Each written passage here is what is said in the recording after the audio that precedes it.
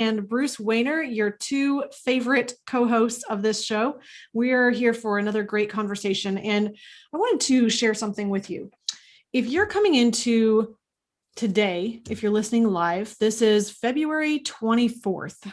This is not the time that most people are talking about New Year's resolutions in any stretch of the imagination. It's probably something that's maybe even fallen off your radar a bit. But I want to encourage you to revisit those things that you said at the beginning of the year or the beginning of the month or the beginning of the week were really important to you, and really just do a check-in and say, how am I doing with these things? I got an email from Dan Sullivan. I'm on his email list, and this was probably towards the end of January. And he talked about his morning routine. And I said, well, this is interesting. I really like to read everything I see from Dan Sullivan or listen, because he has a podcast as well. And he talked about this set of 3 questions that you can ask yourself at the beginning of each morning. And it is absolutely powerful. A super tiny routine, super easy to do, super powerful. And we want to share it with you today. So that's what we're doing on this conversation. And Bruce, do you want to share anything about Dan Sullivan or strategic coach before we get started? Yeah, that's exactly where I was going to go. So Dan Sullivan is the founder of Strategic Coach. I believe I know it was in the 70s. I actually think it was the late 70s, like 1979. And now Dan has grown an international business coaching company called Strategic Coach. And what Dan calls himself is a simplifier. So he has a lot of other people that do a lot of other things for him, but he says that there are simplifiers in the world, and he is a simplifier. And basically, he does have a lot of his own ideas, but he will take other people's ideas and simply make them more simple. And that is what he has done with his DOS conversation, dangers, opportunities, and strengths. And this is what he calls the R factor. Well, it's part of the R factor question, relationship factor question. And the relationship factor question is simply, if we were sitting here 3 years from the day and we're looking back over that 3-year time period, what would have to happen to you both personally and professionally for you to feel good about your progress? And I wanted to bring that up because, and to break it down a little bit. So what Dan says is that people have a hard time visualizing way into the future. So he's not a big believer in 25-year goals. He's more of a believer in 25-year vision statements. Mm-hmm. So what is it? And then he thinks you should be looking at it every 90 days, because I think you and I get trapped in this every once in a while too, because we're looking at where we would like to be, in 3 or 4 or 5 or 6 or 7 or 10 years from now. But Dan says that's impossible to really know, and COVID's a great example of how people needed to pivot. And if you're stuck on that 25-year goal, then you're not going to be making the proper pivot. So if you do it every 90 days, you're more likely to make the proper pivots. And then after he asks that question, he's looking at a time period. And then he's also saying that people can only really look into the future emotionally and intellectually about 3 years. So that's why he uses 3 years. And then he walks them back and says, specifically, what I would like to know is, what kind of dangers would you like to avoid? What type of opportunities would you like to capture or enhance? And then finally, what kind of strengths do you have that actually will help you not only eliminate these dangers, and also exemplify your opportunities, or help you capture these opportunities. Mm-hmm. So that's the basis of how he started his idea. And now we can go into how he's actually modified this. And this is what Dan does with all of his ideas. He modifies it for something else in your aspect of your life. What I thought was just really interesting. And actually, Bruce, you introduced me to Dan Sullivan, you and your team at E3, when I met you, and I never can remember how many years ago. And every time I calculate, then it's another number, but I think it's like 5 years ago now that I met you, or so, somewhere in that ballpark, maybe 6. But you had shared two tools from Dan Sullivan. One was that book called The DOS Question, Danger, Opportunity, Strength Question, which is something that if you are in consulting in any form or facet would work for you to be able to understand your client and be able to provide better consulting or better advice or better coaching for them. So I just want you to tuck that away in your mind. There was also something, and it was something 2.0, unique ability 2.0. Yeah. So it was this book and a workbook that helped you work through what are my individual strengths that I have to bring to the table in any business, family, relationship, any way that I'm being. What are my unique abilities? And Bruce, I just really thank you for those tools back then that I dug into and that have really become a lot of the framework around everything that we do here at the Money Advantage. But what I thought was really interesting. So this email I get from Dan Sullivan, he's reminding me of the DOS question, Bruce, that you just shared. And then he said, but here's the key. He said, sometime last year, I turned this question around on myself. And I said, well, isn't that interesting? So here's how he phrased the questions. He said, if we can help other people figure out their dangers, opportunities, and strengths so that they can get clarity and be able to move forward with confidence, how can we do that in our own lives? And it was interesting, Bruce, I want to bring an idea. You had just shared about Dan being a simplifier. And what's so key is when I first heard that word simplifier, I was like, no one needs that. Let's all be multipliers. He talks about simplifiers and multipliers. I'm like, multiplying, that's exciting. That's, juicy. That's really like, let's go. Who needs a simplifier? That was my first thought. And then I realized, we are all so overwhelmed with so many things, especially as entrepreneurs and business owners. We're in a position of we're trying to do a lot of things, or we have places that we want to go. We have an objective we want to accomplish. And there can be 1,000 ways to do that. You can have so many objectives happening that your mind is like a chaotic, rats running on those spinning wheels in the cages. It can just be so overwhelming that you are trying to do all these things. We absolutely need simplification. And here's where it is so beautiful in this exact process that he shared. He said, ask yourself the question. We can't do everything. Nobody can do everything. If we think we can, you are absolutely going to be spinning your wheels out of control. Instead, let's focus on these 3 questions. First, what is my biggest danger for today? He didn't say what's my biggest danger of all time. What's my biggest danger for today? What am I afraid of? So each one of these is tied to an emotion. So if you think about, we're all driven by these emotions in our business, and those emotions can get us in a position of being just completely overwhelmed. We can be afraid of something happening, something going wrong. We can have the anxiety. We can even be depressed. We have so many things, especially as entrepreneurs.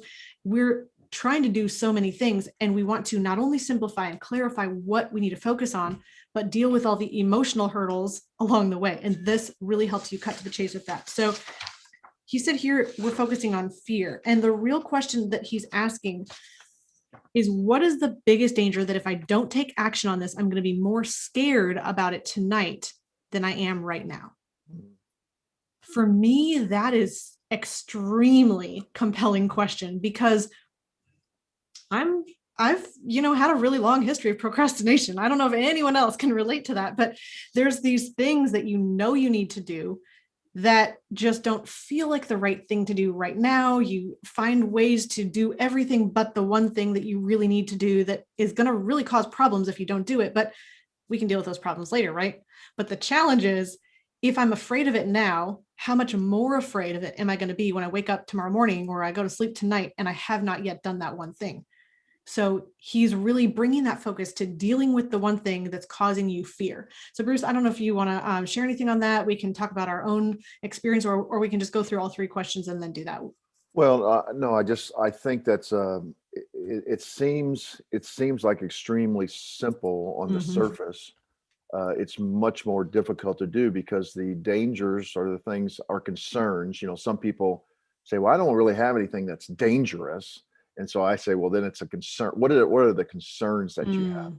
A lot of times the concerns or dangers are things that we really don't want to deal with. Mm-hmm. And I don't know if I learned this from Dan or if I learned it from somebody else, because I can't remember everything where I get it from. Heck, maybe I even made it up myself. I don't know. But is a lot of times to deal with these things, there's a little trick, a little brain trick you can do is actually count to 5. Tell yourself, I'm going to count to 5. And when I get to 5, I'm actually going to do that task. So I whatever remember it you is. shared that. That's Yeah. awesome. And I think that's a very nice little brain trick. But what Sullivan would say, because I know the way he thinks, is he would say, if you have to trick your brain to do something, then you're not the person that should be doing it. So Mm. he always talks about who, not how. So not how am I going to do this, but who am I going to get to do this for me? And that loops back to what you were talking about, unique ability 2.0, is if that's not your unique ability, if that's not something that gives you energy, then you shouldn't be doing it. And that is how you differentiate between what you should be doing, a concern or a danger, and what you should be getting somebody else to do that for you. This is a hard concept for some people to understand, because a lot of people, including myself, will say to myself, well, I can get so and so to do it, but it's only a 5-minute task, so I'm just going to go ahead and do it. And then you find yourself going down a rabbit hole and doing other things that because you didn't do it properly, you didn't Mm-hmm. do it consistently, you didn't do it. It was a task for you. You drain energy, and now you got to bring more energy back later on because you didn't do it properly in the first place. And so that's my danger every day is I say to myself, okay, what are my top priorities? And I will do them if that I feel that it's going to give me energy. If it's not, I'm going to try to find who else can do it on my team and have them do it. I think, Bruce, I feel the clarifying thread beneath making that decision is figuring out, how do I take action? The question is not, do I delay the action or do I take action? We need to take action. It just doesn't necessarily mean you're taking action personally to do the thing. You might be taking action to put somebody else in charge of doing that. But either way, taking action is the thing that we want to energize ourselves to be able to do, so we can take the action confidently. Mm-hmm. So let's go into the second one. So the second question is, what opportunity do I have right now? And this is about excitement. So he says, in other words, what am I excited about? What can I do that if I took action on it, I'd not only be further ahead, but here's the key, but I'd be even more excited. Now, that to me is extremely powerful, because we realize that there's things that we love to do that give us energy to do them. And not only because we're accomplishing something. Now, moment of confession here. I'm an Enneagram 3. I love accomplishing. I love checking something off. I love the accomplishment, the achievement, the success of having done something. That is extremely rewarding to me. However, it's not just that, yes, I did it. This is the thing that, because I did it, I have even more energy to go do more things. And this for me, I'm not at this time running in my life, but exercise is really important to me. I do that with yoga and walking.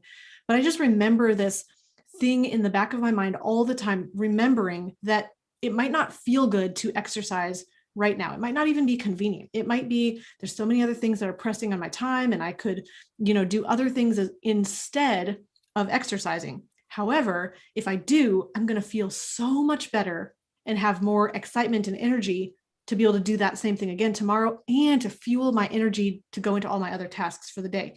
So for me, that's even just a little freebie on the side. This isn't even focusing on a business priority. This is a body and soul energizing thing that you can do that will help you have even more energy in your work. But I love that. What am I excited about? This, I absolutely would say, we want to focus on what are your top priorities. And Bruce, do you want to share real quick? You had mentioned at the beginning about your to-do list and how you organize your top priorities versus all the kind of other extraneous things. Yeah. So, most days, of course, I try to follow Dan Sullivan's time blocking organization too. So most days that I'm actually in a focus or a buffer day situation, and we can talk about that later, or people can look it up, but I will actually prioritize where I will put the things that I feel like are the dangers that I have to get done today. Then I skip several lines, and then I put things that I really want to get done today. So have to really want to. And then I skip some more lines, and I say, well, these are, I think you use the word ideas, or these are like longer term things that I would like to, if time permits, to start working on. And so that really makes it concrete for me every day to say, okay, these are the dangers or concerns I want to eliminate. And these are the second list is kind of like, these are the opportunities I want to capture in any given day. So I find that works really well for me. Yeah, I really liked right before the show, we were talking about how similarly we both do the same thing. And I think the key with that is figuring out what are your top priorities. I know I'm not sure which consulting company it is, but I have a friend who talks about having something called Big Rocks, and that might be even the name of the consulting firm. I'm not sure, but having what are your big things that you need to move the ball on in order to make a difference in your business. And I can guarantee you, it's not checking your email. It's not all the little minutia of administrative things. It's the big priorities. What big projects are you working on that you can move the needle forward? And so those are going to be opportunities. And what's really interesting is that if you dedicate the time to focusing on those and carving out the time for those, it seems like all of the little things will still get done in the cracks and crevices between all of the big chunks. But if you try to focus on all the small stuff first, which I have been guilty of doing for a long time, if you try to do all the small things first, you'll never find time for the big priorities. So focus on what really are those giant opportunities. For me, writing a book is a huge push right now. And I've been able to carve the time out first thing in the morning in my working space. And because of that, I'm usually getting 2 to 3 hours of time to write on the book per day, which means I'm making huge progress and forward momentum on that. But it's only because I said, here's an opportunity. I'm excited about it. The more progress I make, the more excited I get, not only about that project, but other projects as well. And it's a key priority. So prioritize it. So last question. Super simple 3 questions here. Finally, what strengths do I have that I can actually reinforce today? What's an action I can take that will give me more confidence about the day ahead? Now, what I think is interesting about this is getting to the point of self-awareness and saying, what are my strengths? This is almost kind of even back to what you said at the beginning, Bruce. This is, do I prioritize it? Is it in my unique ability, or is it something that I delegate to somebody else because it drains my energy? And so if you have a specific strength, you need to be developing that strength and using that strength on a regular basis. And I can just give a really funny, quick example. But for me, I know that communicating and talking and being with people as much as possible is a strength for me. And yet at the same time, it's not a strength like, I don't know, a football player might have natural ability, but if you don't continue to rehearse and practice and improve that skill, it will atrophy and decay. And so for me, I know that I always need to be communicating. That's why I'm having a priority to work on video more frequently and ideally every single day. Now, that doesn't work in actuality for me. It's usually the podcast plus 2 or 3 other videos during the week. But what's happening is that I'm putting an effort to continually work on my strengths, not saying, I'll just save the strengths for later when I have time for them, but really bringing those strengths front and center, because that gives me more confidence. Yeah, and he talks about this as being a confident thing when you take action. And so when you work in your unique ability, you obviously enjoy that, so you take action, and that gives you confidence to continue to do that over and over and over again. It's something that I think business owners get. You use the word minutia. Business owners get caught up in the minutia of every day and thinking this is very, very important that I handle this myself. On several of the businesses that I own, I get caught in this hamster wheel, as you talked about too. It's like, okay, I can just do this real quickly, and then it turns into 20 minutes, and then it turns into 20 minutes that I didn't want to deal with. And then you lose. Then you're drained. Yeah, then you lose energy, and then Yeah.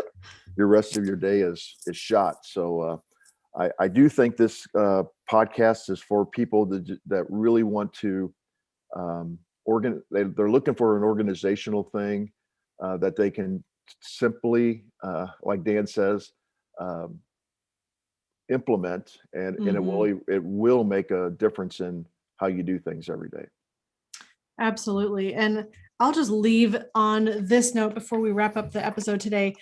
What's really interesting is that I have made a commitment this year as well to stop spending so much time thinking about and planning to do the thing and to just jump right to doing the thing. And for me, that's just been a huge weight off my shoulders to kind of remove that perfectionism and just say, I'm just going to jump in and I'm going to flow with the skills and abilities that I have right now and do the best that I can with the tools that I've been given. And that for me has been very freeing. And I think it really comes from this point of saying, if I don't just move forward, I'm going to be more scared of this thing than I am right now. And honestly, I feel like I have like a Dan Sullivan voice in the back of my head all the time saying, if you don't do this now, you're going to be more afraid later. And so I love this idea of being able to push past your fear, deal with the fear now, dive into and plunge into what you're excited about and what is in your strengths. Now, I promise you, you will get way more done if you focus on just these three super simple questions. I would not throw them out because they're too simple. I would not say, they're just about your emotions. Who needs to focus on that? If we write off something that is working so well for somebody who is such a high performer like Dan Sullivan, I think we would really do ourselves a disservice. So dig into these questions. And I would just highly encourage you to check out anything from Dan Sullivan, strategic coach. I think it's called The Growth. What is his podcast? The 10-time multiplier, and he has a growth mindset too, I believe is the name of I those think that is, yes, The Growth Mindset. podcasts. So highly encourage you to check out both of those. Bruce, anything you want to share before we close? Well, I think you're going to see, if you check out Dan Sullivan, you're going to see how he lives his beliefs. He gives a lot of information away. He is a person that is an abundance mindset person, so he gives a lot of information away. Um, the 80% approach is what you were talking about. He has a book on that. Matter of fact, Dan puts out a book every quarter. He's got a great illustrator. He's been doing this for a long, long time. And even though I've been following him for, I don't know, probably close to 15 years now, I'm amazed at how he continues to take concepts and simplify, and many highly successful business owners use his principles. So I would encourage everybody listening to at least check him out. Google Strategic Coach by Dan Sullivan and see if it helps you in your business. That's awesome. And I'd like to point out, I don't know his actual age, but I think he's in his 70s. Is He that is right? he is in his 70s. Dan also says he's going to live to 130. And and people say, well, why do you want to live that long? And or why do you think you're going to live that long? And he says, because I think I'm going to live that long. That's awesome. Yeah, he's a believer in positive thinking. He believes that there's nothing that cannot be accomplished, and he's just a very refreshing, and a lot of other people that he is in really good, runs around a really good company like Peter Diamandis, Joe Polish, Steven Sims, who we've had on the show. So he is an influencer in a lot of very successful business owners' lives. I was gonna use the word refreshing. It's just so refreshing to hear somebody so excited about the future and continuing to move forward and not stop. So thank you for being with us today. We actually had some really cool comments here. I'll just read two. James Trader says, I really like that notion that Bruce shared. If you find yourself procrastinating or avoiding, then find someone to delegate the task to now and in the future. He said, paraphrased, I sometimes struggle with deciding when to delegate, and that's a great litmus to leverage. So awesome. Thanks, James. And Jesus, I don't know what 125 was about. He said 5 miles of running plus 1 hamburger equals 0 calorie burger. So not sure where that was going. Anyways, thank you guys for being with us on the show today. Remember that today we're talking about mindset, This is one part of a much bigger journey to building time and money freedom in your life. We help you do that by first keeping more of the money that you make so you're more profitable with the same dollars, then using that money to protect your wealth and make sure that no one event can sweep in and make you poor. And then we say, how can we put those dollars to work as best as possible so that we can maximize your money? Now, time and money freedom is absolutely possible, and we can help you see the path to get there from where you are now. So in closing, remember, success leaves clues. So model the successful few, not the crowd, and build a life and business you love.